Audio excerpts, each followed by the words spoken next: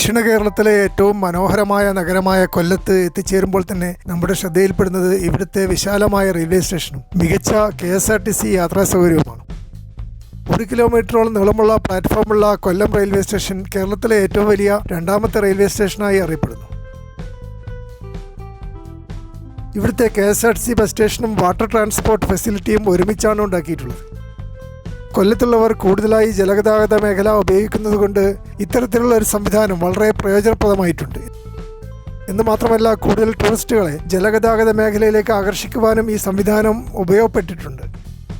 Munro ഐലൻഡിലേക്കും ആലപ്പുഴയിലേക്കും കൊല്ലത്ത് നിന്ന് സർക്കാർ ബോട്ട് സർവീസ് ഉണ്ട്.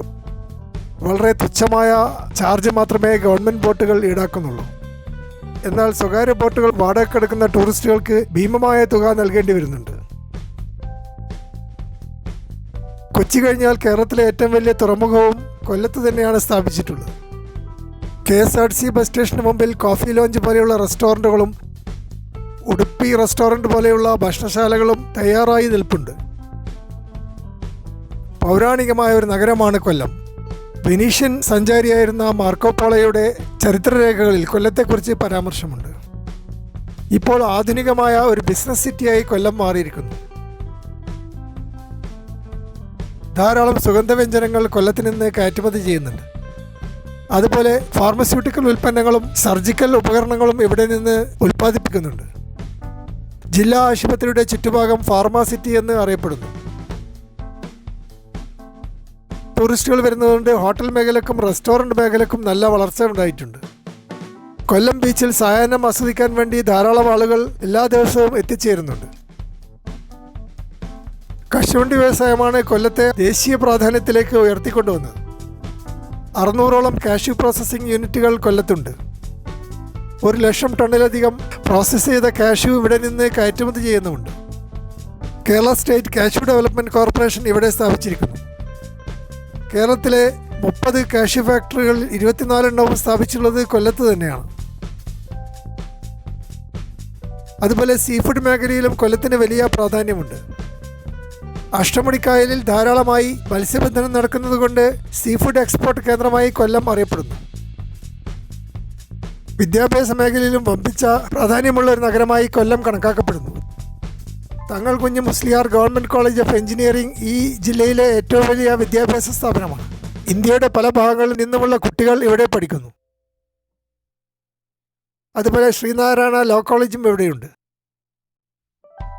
ശ്രീ അക്കാഡമിയും കൊല്ലത്ത് സ്ഥാപിച്ചിരിക്കുന്നു. കേരള സ്റ്റേറ്റ് ഇൻസ്റ്റിറ്റ്യൂട്ട് ഓഫ് ഡിസൈനും ഇവിടെയുണ്ട്.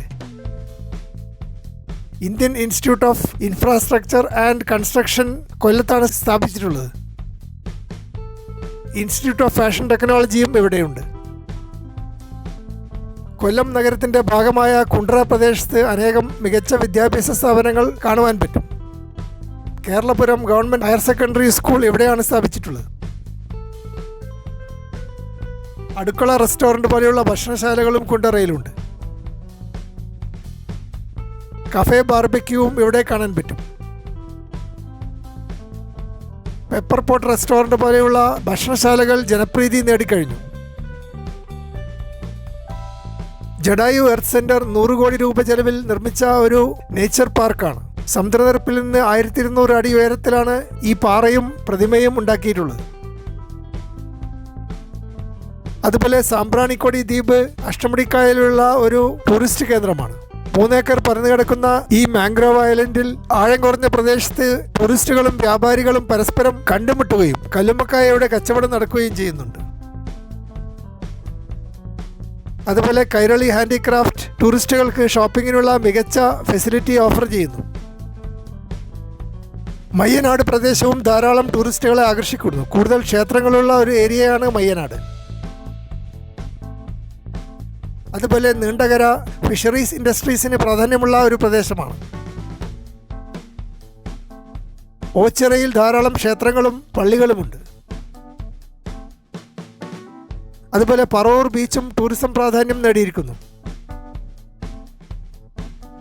തങ്കശ്ശേരിയിൽ ഒരു ലൈറ്റ് ഹൗസും ക്രിസ്ത്യൻ പള്ളികളുമുണ്ട്.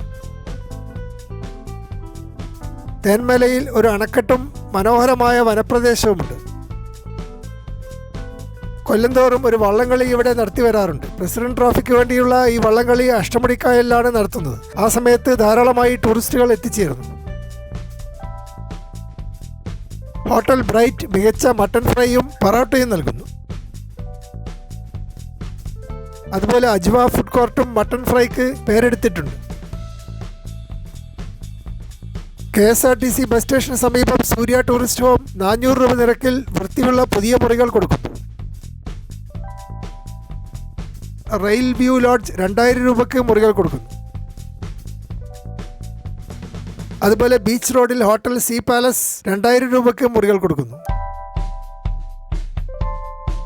അതുപോലെ fragrant nature retreat and resorts 7000 രൂപയ്ക്ക് ലക്ഷറി റൂമുകൾ കൊടുക്കുന്നു. അതുപോലെ Munro island back waters home stay 2000 രൂപയ്ക്ക് കോട്ടേജുകൾ കൊടുക്കുന്നു.